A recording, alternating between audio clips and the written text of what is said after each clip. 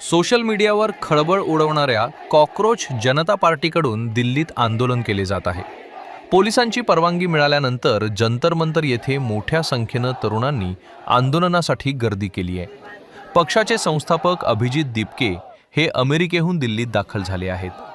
त्यांच्या उपस्थितीत नीट paper leak आणि देशातील नामांकित परीक्षांमधील घोटाळ्यांविरोधात राजधानीत विद्यार्थ्यांनी आंदोलनाला सुरुवात केली आहे. या आंदोलनात देशभरातून आलेले हजारो तरुण आणि विद्यार्थी सहभागी झाले असून त्यांनी शिक्षण मंत्र्यांच्या राजीनाम्याची मागणी करत घोषणाबाजी सुरू केली आहे.